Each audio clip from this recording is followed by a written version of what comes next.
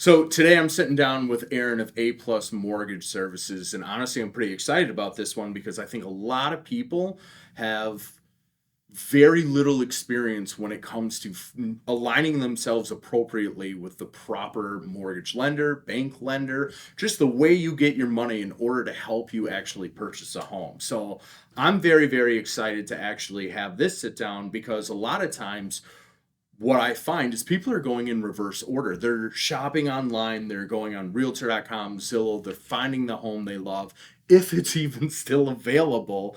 Then they're reaching out to a lender after we're having that. And typically, I like to steer them to start having that conversation early and move from there to home shopping so we're not breaking anybody's hearts or they're not shopping on like an extremely strict timeline for their next mortgage. So, one of the things that I kind of want to talk to you about to start off is your experience with first time home buyers, time home buyers, third time home buyers. What is the advice you would give basically any one of those when it comes to shopping for their mortgage lender? Well, first off, the first piece of advice I give everybody is don't wait. Um, just in terms of sometimes it's, oh, we're not ready yet. We didn't find the right place yet. We're still discussing exactly what the exact parameters are of what we're looking for. To your point, when people do wait and they're waiting for that perfect scenario, it pops up on them. And then they're looking on a Friday night or a Saturday. And had they had a little more time, they could have a better game plan together. Even if it's a couple of months out, they can have a much better game plan together in terms of being able to maximize their situation. But in terms of what to look for, personally, and why I've remained at A plus, and this is not meant to be an endorsement to A plus, but it's the truth, Yeah. is everybody wants lower fees. Yeah. Everybody wants the best rates. Homes go on the market on a Thursday night or on a Friday, and they get flooded with showings. And if you don't have things ready by the end of that weekend, you've lost out. So you need something that's accessible on a Thursday night, a Friday, or a Saturday, or even Sunday for that matter. So availability, accessibility, low rates, low fees, and creative solutions. Every single one of those scenarios you mentioned, whether it's a first-time home buyer, whether it's first-time home buyer programs, whether it's second or third home, as you mentioned, and buying up, whether it's an investment, they all have their own unique problem or solution that's required. I have noticed that, like, speaking of unique problems, is we've had first time home buyers who were doing creative things in order to get the money in line to afford that home. I know we've had a couple of those. I also know that, like, some of the lenders that people have brought me, they just put them into the box that they already have. Like, I know that there are certain institutions where, like, this is what we offer and we don't really go outside of that. And I know, like, I can understand it's my money. I'm really nervous about it, especially as like a consumer. I'm trying to do the best for my financial situation and for my family. And what I'm finding is every single person that I speak to who's a lender says I can beat that rate. And what I'm curious about is it's not unique to any lender. It's not unique to any institution. Everybody's advertising they can beat somebody else's rate. Is there any truth to that, or what is the truth to that? And I'm just curious, like, how could one lender beat out another lender, whether that's like a broker versus broker or like a credit union versus broker? What has your experience been when it comes to, like, when people rate shop and you do wind up being the best? How can somebody, why does every lender say that I can beat your rate? First off, there's two places they're saying it. They're either saying it online and it's some sort of advertisement, Okay. or it's, in your case, I know many times you're talking to somebody and they're telling you, oh, we can beat that. Let's tackle those two separately. So if it's somebody you're actually talking to, I'm going to tell you that they believe it. Okay. They believe it in terms of, so over the last 3 years now, I want to say I've sat down with at least 12 or 13 different lenders because lenders have been trying to recruit like crazy. Yeah. And I've been very transparent of, hey, I'm at my forever home, but we can meet for coffee, we can meet for a beer, we can whatever, Yeah. and chat about things. But I'm going to do a trust but verify. And what I find is most other lenders that they're recruiting don't do that because they'll tell me flat out, or my partner John, they'll tell us if we've done this before, well, I don't really get asked that. So they think like the people they're recruiting just blindly believe them. And then they join the company and they continue to believe it. Yeah. So they're told from somebody upline, oh, we're the best. Oh, we're this, we're that. But they just believe it. How does because that's the same thing in real estate. Honestly, it's like we can do this for you, we can do this for you. And as someone who's interviewed a lot of brokerages, one thing it does is when you interview a lot of brokerages over a long time, you get to hear like the same things over and over, and you get to know kind of like what's a promotional sales pitch versus what am I actually getting. And sometimes what you're actually getting is way too late. Now, I know with some of my clients, they come to me already pre-approved from Yep. like a national lender. Like they'll go to realtor.com and there's an advertisement section of like get Yep. pre-approved now. And I've seen it and it looks fantastic, but being in the industry so long, it's kind of like, oh, I know what clickbait is when I see it. Yep. And they'll bring those to me, and I know how important it is when I'm representing a buyer, specifically because I've been on the listing side, how important the name, like the actual brokerage name on your pre-approval letter is. And it's because of how often deals fall apart due to lending. It's like, I think the number one thing that is actually breaking up deals in this day and age, because like you and I both know that deals are not falling apart over inspection issues that are like $1,200. No. They're absolutely not. And in this competitive market, we'll see 10 to 15 other offers. So the importance of that pre-approval letter, like whenever I get a certain national company, I get really nervous because I'm not sure how much due diligence their lender did before they just blindly wrote on that napkin that they're pre-approved. Yep. And I know that when I've taken some of my clients and they bring me maybe some subpar lenders, or maybe just some people I don't recognize because it's not a local lender, do you have an opinion? I'm sure you do, about like how big of a strategy it is to actually have a local lender who has a good reputation? Well, it's if a seller has, let's say, 5 offers or 10 offers, and let's say of those 5 or 10, 2 or 3 at the top of the list in terms of what they're offering. Yeah. At that point, the seller is going to rely on their listing agent. They're paying them in a variety of ways. Number one, to get those offers. Number two, to make sure that the offer they select is actually going to stay together. Yeah. So at that point, if they've worked with a local lender that they know they've done business with, it's closed. It's closed on time. It's been a smooth process. Or if it's a lender they've either not heard of or they've heard of before and maybe gets to the closing table. In a negative way. In a Because negative way. I've had some where they come across and I'm representing the seller and I go, just so you know, I know that all these terms look fantastic, but they have a horrible reputation of close rate. Like their ability to take it from accepted offer to you passing off the keys is not good. Well, the other thing I want to mention is with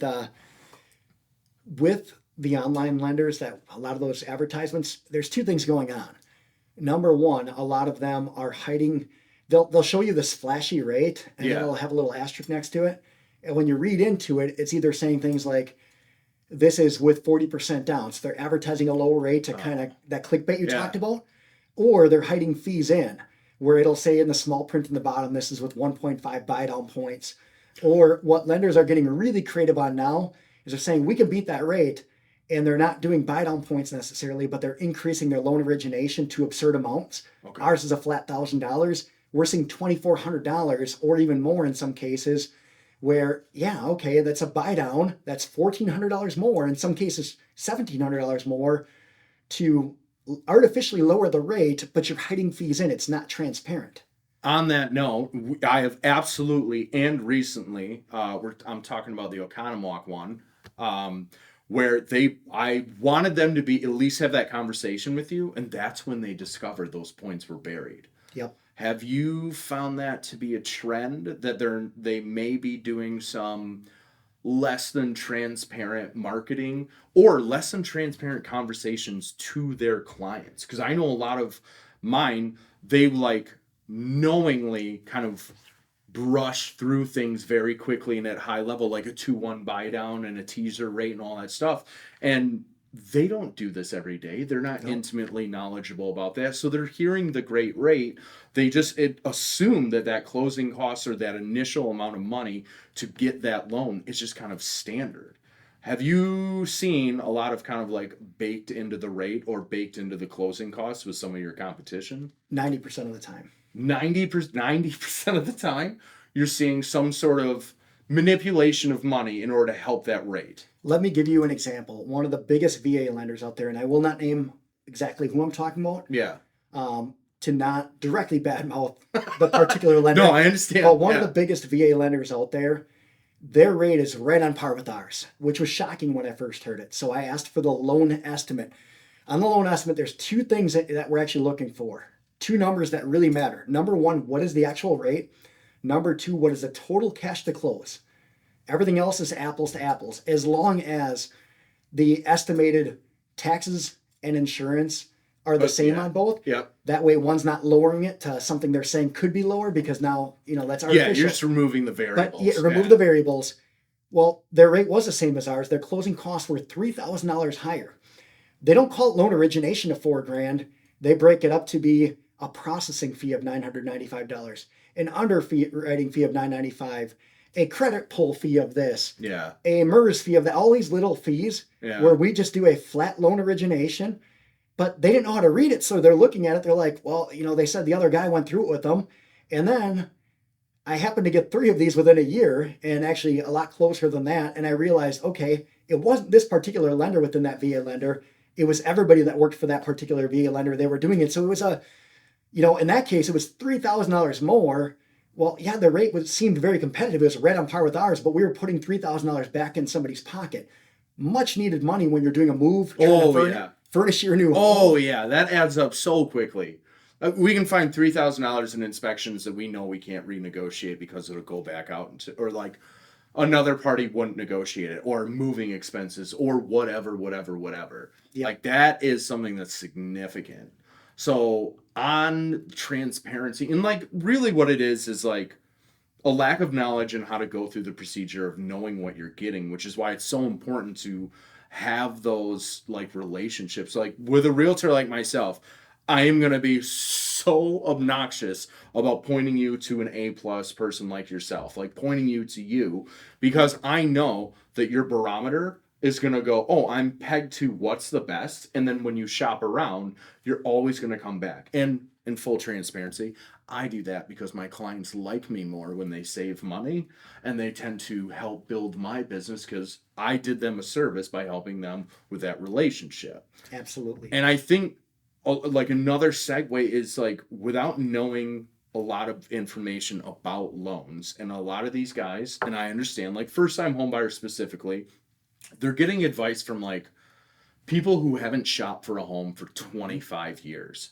And what I have noticed is some people they'll reach out to me early in the process and be like, hey, Matt, or they think it's early. And they go, hey, Max, we're considering making this jump. They're raising our rent or whatever. Or we need a different living situation. But so-and-so told me, my dad, my uncle, my grandpa, my friend or whatever told me that I need 20% down in order to make this feasible because I don't want to pay PMI, which becomes a very easy conversation. But one of the things I want to highlight is what would you say your percentages of loans that you put together that are less than 20% down payment? I'd say at least 80%. 80%? Okay. Yeah. So that's a significant amount. I could be wrong by 10% in either direction. Yeah. But it's a majority without a doubt. Why do you think everyone is so afraid of PMI? So it's private mortgage insurance. Yes, I was gonna define that as well. So thank you. So it's essentially lost money. It's not going towards the mortgage or anything like that. But here's what I look at it. Okay, if let's say somebody's got 3% saved right now, plus maybe a couple extra grand for closing costs. Yeah. Okay. Well, in that scenario, let's say it's going to take them a couple of more years to get to 20%.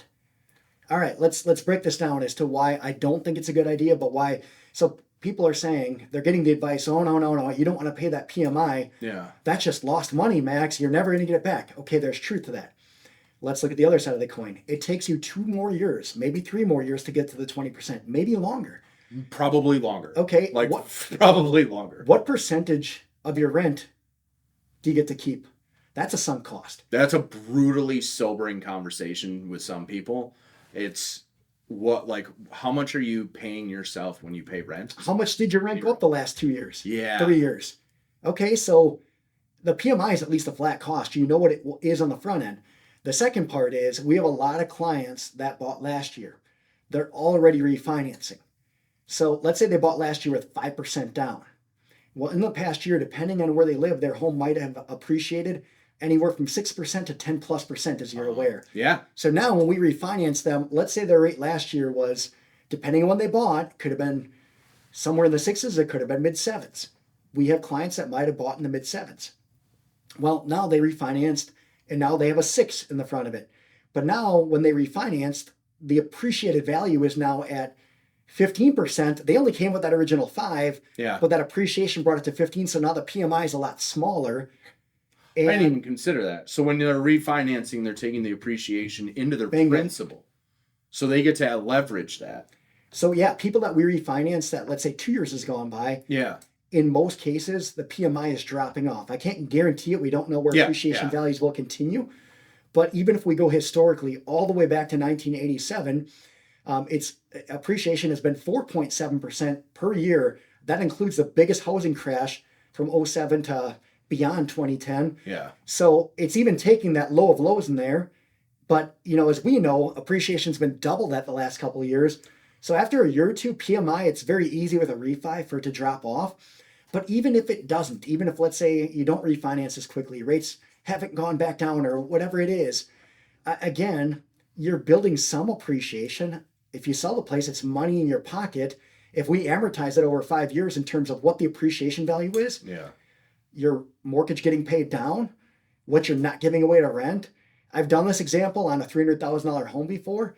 It suddenly is in the $100,000 range of money that's in your pocket if you sell the home just 4 or 5 years later versus renting for those 5 years. It's absurd. It really is. So when you start, no one looks at amortization schedules. I'm going to promise you that. None of my clients have ever been interested in it, which is funny because what you pay for your house over the length of the loan is wildly different than the purchase price, which is why I find it fantastically comical when they start arguing over a $2,000 price reduction as opposed to a closing cost or something. But that's on the real estate side. Yep. No, what I am very interested in, honestly, is a lot of people right now, and based on the way that because you were one of my first mortgage lenders. So you were one of the people who even introduced this option to me. So I'm just going to reiterate a question we've already talked about for years. But a lot of my clients are moving from their first home to their second home and have legitimate concerns about putting their home on the market before they actually land their next home. Because you and I know that an appropriately priced home, basically almost anywhere in southeastern Wisconsin, is going to sell, get an accepted offer under 5 days. And 5 days would be a long time. How are there any creative solutions for those people who are looking to shop before they actually have to put their home on the market? Because I know that's a big concern. There's a couple of options. Not every lender does these. We're not the only one that does them though either, but let's take that 5-year example. Let's say the client you're talking about bought their home 5 years ago for $300,000. It was their first home. Here we are 5 years later. They want to buy their new home. They don't want to sell their current home, to your point, because they're afraid, what if I don't get under contract in that time? Yeah. Where am I going to live? Homelessness. But that's the joke we use. It's 35 days from the day you decide to put your home on the market, you will be moving. Correct. Where are you moving? And that becomes very concerning if they don't have their next place lined up. Absolutely. So the other fear is, well, then, I'll just list it where I'm going to buy the new home with the contingent on selling my current home afterwards. Well, if somebody's getting 5 or 10 offers or more, what does that do if you're the listing agent? Oh, there's just a metaphor, but we slide that off the table. If we have a home sale contingency in a multiple offer situation, we are not going to take the gamble that their agent, the one that's listing their home for sale so they can buy ours, is going to price it appropriately, is going to market appropriately. That's such a wild card that has such a reputation of hanging up the closing date or time of our deal. So I always caution my specifically buyers, because I know how detrimental it is when I'm representing the seller, to be like, this is a very, regardless of the number and the terms and the lack of contingencies, with a home sale contingency on it, the timeline is so unpredictable. And considering that's part of their offer to purchase, Yep. and the way it's written into that legal document, they can screw around for a very long time, and we can get out of it, but it takes us too much time. Now we're days on the market, and now the what's wrong with that house syndrome, because it's been on the market so long, is starting to creep up. It's really, really not the best choice for a seller especially when they have multiple offers and they can play the game. So how do we get rid of that? So how do we get rid of that? Yeah. How do we bridge this? Yeah. Where they can get to the new home, sell the current home after, and not lose out. That's the trick here. Yeah. So that $300,000 home 5 years later, this goes back to the example of earlier, in all reality is now worth $450,000. 5 years. That's incredible. That's so much. Now they maybe came with 10% down. We'll say in this example. So when they bought it, they put 10% down. They bought it for $300,000. They had a mortgage of $270,000. Yeah. Well, that's come down. So they're going to have upwards near $200,000 in equity now when they sell. Now we have to account for certain fees and whatnot from when they sell. Mm-hmm. But in all reality, in this scenario, they'd be able to get north of $150,000 or maybe up to that in equity, the usable equity with certain lenders. So we would do this one of two ways. We would call it a bridge loan. What a bridge loan is... Yeah, is that just like a term? Sorry, is that just a term that realtors use? Is that actually the financial term? That is the actual financial Okay. term. It's technically a cash out refinance or a second mortgage on the mortgage that they're going to sell. Okay. It's done one of those two ways. So we have the current home here. We have the new home here. We need to bridge the gap so that way they can buy this new home without selling this one first. Yeah, without the home sale contingencies. Correct. Yeah. So now, let's say this client bought with 5 or 10% down. They now have $150,000 in usable equity, and now they can take that $150,000, apply it as a down payment to the new home, and then when they sell the current home, that first mortgage drops off, the bridge loan drops off, and now they're in their new home. Now, if there's additional net proceeds, and let's say they're like, well, we wish we would have had this ahead of time, we'd like to put more money down, there's ways to do that too. It can either be a refinance, as we talked about earlier, and there's options available where there's no cost refinances at that point. Just to clarify for myself, so like they have the first loan, which is their mortgage. Yep. Then they take out the second mortgage, which is our bridge loan. They're able to lock up the next home. They're getting into closing. They're selling this home. They're taking the proceeds to pay off the two liens, which is the first and second. Yep. But they've already got their loan in place. Correct. And now they used a good chunk of equity in advance. And now they have money on top of that.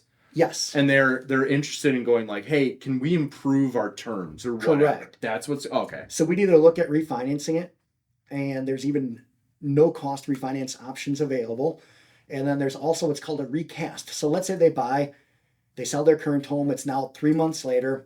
And let's say rates have gone up and they're like, well, now we can't really refinance. Unwise to do so. Rates are higher. Then they can do what's called a recast. Recast is keeping the terms of the first mortgage, paying a very small fee, usually $100 to $200. And it's very reasonable. So now let's say there's an extra $50,000 because the home sold higher than they were anticipating. Yeah.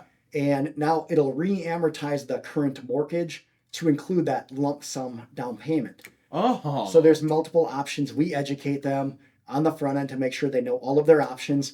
Now, this is all assuming that they qualify for both of these mortgages. Yeah. Not every client is going to qualify for two homes at one time. That's fair. Yeah. So at that point, we can look into, if we know a client is solidly pre-approved for the new home. I'm sorry to interrupt you. So what could happen is they bought the first home, they had like excellent debt to income, excellent credit, then life got in the way, bought a pickup truck and a boat, and everything changed. That could negatively affect their ability to do the bridge loan. That could affect it. Okay. Or let's just simply say they just can't afford two home payments at one time. Oh, I got you. That could also affect it. And in a lot of cases, that is the reality. Yeah. Not every family, most families can't afford, 2 home $6,000 to payments. $10,000 in home mortgage payments. Yeah. Correct. So Yeah. in that case, we have an in-house portfolio option. We can basically look at the scenario. If the credit is good, if they still have enough of a down payment to put down, that's a healthy enough down payment. We can look at doing a cross collateral loan where we're taking still some of the equity from the first home, and basically the two loans are tied together for that short term. Yeah. We're approving it, even though the ratio that you mentioned, the debt to income ratio, is higher than allowable. We actually, in a lot of cases, are allowing this. We're privately financing loan. It's a portfolio loan, meaning we're using The A plus brokerage money. Okay. And I've got a couple of these going right now. They're going to do that, and we're not even going to take a payment as long as it's 6 months or less on the first home, the bridge loan, the cross collateral part of it. And what's going to happen is in 2 months when they sell, or sooner when they sell their current home. Yeah. Sooner. It is going to be sooner. Ideally sooner. If they're ready to go. Pick the right realtor. If it's 2 months, whoa. Yeah. So at that point, what the payments would have been along the way, it'll just get taken off the net proceeds, so the family doesn't need to worry about making both payments. We're helping them in the meantime. Yeah.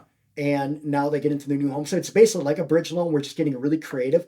And we have the ability to do that with how we're structured as a company and how we've set things up, where very, very few companies will do that. And it's not an immediate approval for everyone, but this goes back to that don't wait. Yeah. A lot of times there are solutions, but we don't know. We can't get a 1 hour approval on something like that. There's going to be a deeper look at something like that. Yeah, you're probably looking very, very deeply into the scenario. Well, it's a matter of just getting certain things pre-underwritten if we're going to approve some of these different. You mean use in-house money for gambling? Correct. Yeah, I get that. Now, maybe because I know a lot of people are a little bit confused by this. When they go through a mortgage broker, A plus doesn't hold that loan for the life of the loan. What typically happens after you guys close on the loan? Does A plus sell that mortgage off? Like, at what point do they receive that letter, or like, how do they know that A plus isn't their lender for life? Okay, so first you mentioned mortgage or bank. Their bank. You mentioned mortgage brokers. Yeah. So there's brokers and there's bankers. The difference is the broker is basically go-between. If there's an investor over here, like let's just use common names here, Chase Bank, Wells Fargo, there's dozens more, actually more than that. But you've got your financial institution that's going to be the servicing company. Yeah. Then there's the client, and the broker is working between the two. A plus operates similar to that, but we are actually a mortgage banker in the sense of we're a direct lender. We are funding the loan, so it's closing with A plus, and then it's transferring after the fact. Okay. We are transparent about that with our clients on the front end. Why it's important is when you're not funding it yourself, you don't always have control. Where let's say you found out 2 days beforehand it was going to be a morning closing, and something happened at the client's job or whatever, where they got called into a meeting, it's needed to get pushed to later that day. Yeah. Or the opposite. Now funding may not always be there on time because you're waiting for the broker, the investor, and the broker doesn't have control over that. And I've seen it before. Oh, to like fund the actual loan. I've seen clients sitting at the closing table for 3, 4, 5 hours, or not be able to maneuver and get things, changed if needed in terms of like a closing time or date. So there's a big difference there. And it doesn't happen all the time, but I have seen it happen. Okay. I've heard it happen from different title companies. That said, the way I look at it, to your question of who gets the loan afterwards, the loan closes. If it's a broker, it's immediately then going to that investor. Everything's been done that way. If it's a direct lender or banker like us, yeah, it's getting transferred usually within a week to a couple of weeks afterwards to the investor. You get a letter and a packet in the mail. You get a notification from us. At the end of the day, I tell every client, I'm still your direct contact. Any questions, come to me. We're going to guide you through it, whether that's on refinancing, if something you're concerned about, if you want to make overage payments. Yeah. But the servicing company, it's a matter of who are you setting up your auto pay on. It's at that point, it doesn't really matter that much. Yeah. No, I've had a lot of people talk about their experiences with certain aspects of not knowing. Like, if you were to call one of those big banks, they put you on hold for like 10 minutes till they find the right guy. Then they transfer. Then they have to get familiar with your file. Then they'll call you back. Then having that one point of contact is a really big deal. But I do want to ask this, like a mortgage banker, you're selling the loan off to investors. why wouldn't the consumer go straight to the investor? What is the, like, there's obviously a benefit to you shopping the different loans, but why would one investor pay more for the same loan than the next? Awesome question. I love it. Okay, so I'm just going to call it ABC Bank. I'm going to Okay. leave any. I'm Okay, not trying yeah. to attack any particular lender here or bank, but let's say we might utilize some of these different banks or investors, and now let's say we actually lock with that same bank. And to your point, why wouldn't I just go directly to that bank Yeah. and go that route? So that bank has their corporation. They've got branches, like we go into all these different branches to deposit money, pull money out. Yeah. And then they have lenders like me. So they have 3 different levels. And a lot of direct lenders like us are set up this way too, where they have 3 different levels. All 3 levels have to get paid. The front desk has to get paid. Yeah. The utilities, the lights, there's overhead. the rent, or if they bought the building, to keep the branch alive, to keep the lender alive, to keep the corporate fed. In our case, we only have our corporate, and it's a much smaller corporate. No advertising expenses, no marketing expenses in terms of, you don't see us marketed online or billboards or on TV. So our corporate's much smaller in that regard. And we don't have a 3rd level. We don't do any branches. So now we select that investor directly. We're not dealing with 3 levels out of that investor. We're only dealing with locking with their particular corporation, not the lender that's working for them. So not there's the like branch. a direct line. There Like, is. as opposed to going into my local branch, sitting down with that mortgage lender who has to get it approved by middle, who has to push it up all the way to corporate and push it back down. It's not even necessarily for approval. Okay. It's just how their fees are built into the rate. That was the it, like expenditures. Yes. Okay. So I'll find out like, oh, I had a bad experience with this bank. This is from the agent, the real estate agent. I'm trying to get them your way. And I'm like, oh, it's going to be great anyway. I go head to head with that bank all the time. And we're $2,000 less, and our rates are generally 1/4 or 1/2 point less. And we might even lock with them. That's And the crazy still part. sell the And initial, the like get that lower rate. ABC lower Bank fees. gives them a pre-approval letter with a rate and down payment, and then you just directly sell it to the big boy. Yep. Like, you're talking to the same the investor, whether they go direct to consumer, you're beating them by selling it right back to ABC Bank. And they know they can do it because people are walking in off the street. They don't know, and they bank there already. So they know that they can charge these higher fees and whatnot. And, unless they're guided otherwise, or a family member, friend has done business with a different lender that they had a great experience with lower fees, or somebody like you who cares and looks at these documents and helps educate them on what they're actually looking at. That's truly amazing. Like, that was really enlightening, because I think a lot of misconception comes in that. It's like, why wouldn't I just go straight to my local bank? Like, the other thing is, like, I trust him. I've known him forever, which I understand that personal relationship. Yep. But that's just like an employee of the branch who is probably a wonderful human being. But when it comes to your personal money, your personal finances, you kind of want to know you're getting the best deal. But thank you so much for sitting down with me. This was You're actually welcome. Thank you, awesome Max. and really enlightening. I really appreciate it. You're welcome. Thank you.